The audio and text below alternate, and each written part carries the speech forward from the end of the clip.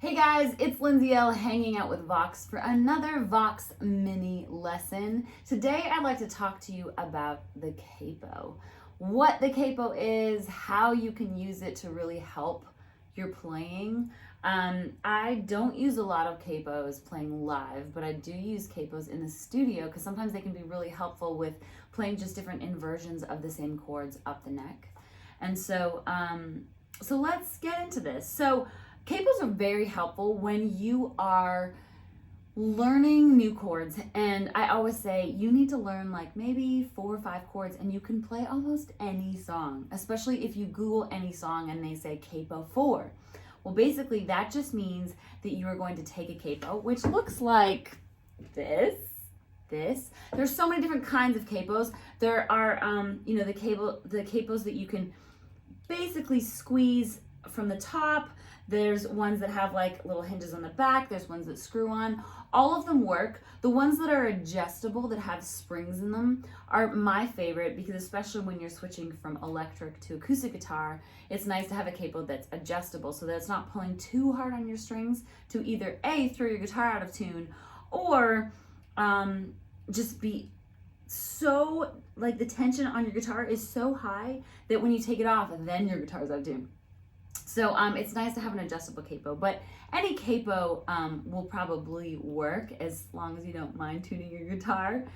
And the science behind a capo is to take this thing, which is called the nut, and move it up the neck so that you can play the same chords that you play down here in the same shapes and play them further up the guitar, but they just become different chords. And so let's take a chord like our A chord. So a lot of us know our A chord here in the first position. It sounds a little bit like this. Now let's say we wanted to take that A chord and play a B, but we're like, oh man, B is a bar chord, and when you're just starting to learn how to play, bar chords are just a whole other thing. So to play B without a capo would look and sound a little bit like this.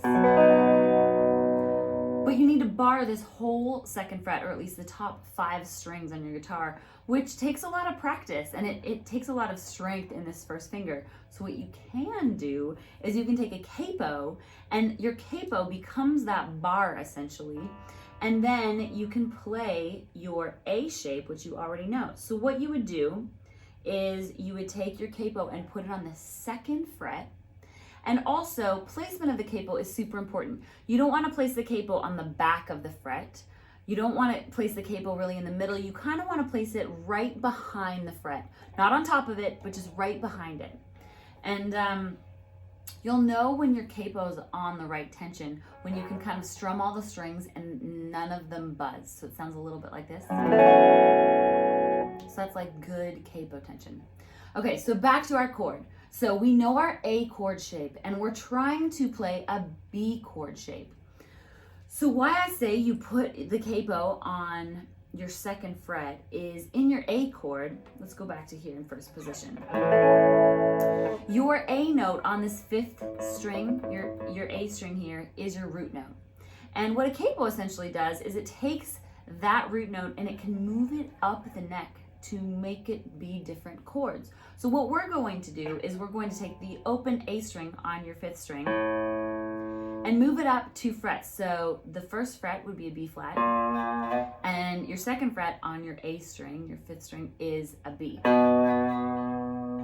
And so if we were to take this A shape and move it up 2 frets, that's a B flat, to a B, this A chord essentially becomes a B if we could bar this fret. So then you take your capo and you put it on the 2nd fret, and then you can just play a simple A chord.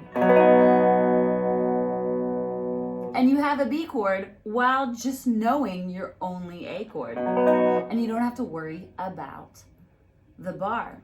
It also works when you're dealing with E major. And again, here, your root note is your low E string, and right now it's open, so this is an E. But let's say we wanted to play a G sharp.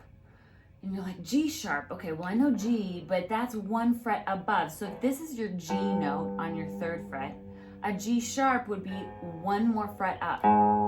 So that would be on the 4th fret.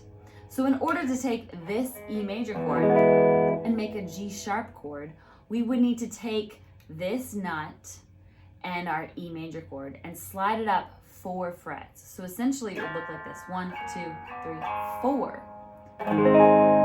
So this is a G sharp.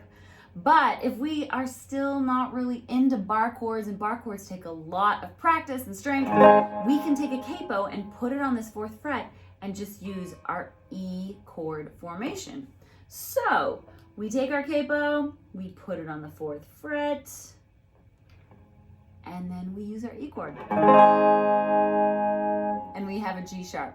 So basically all you really need is a capo and to be able to Google whatever song you want to learn, and you can usually use the chords that you already know, your A's, your D's, your G's, your C's, and then with a capo you can use pretty much any song and play it wherever you want on the neck in any key.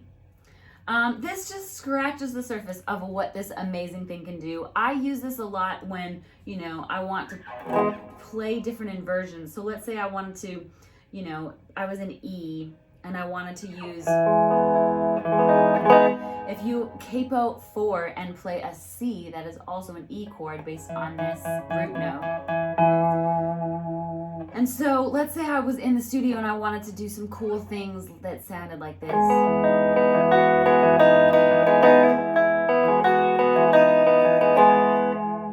I couldn't necessarily get this inversion playing open or even at different parts of the neck. So sometimes I use a capo in the studio just to play different inversions, to layer things and to stack things to make, guitars and specifically acoustics sound a lot more fatter and wider than they are. So the capo is a very, very useful tool. This is, like I said, just scratching the surface. If you want to learn more about the capo, I go more into detail on the guitar course I've written. It's called Playing Well, if you want to check that out.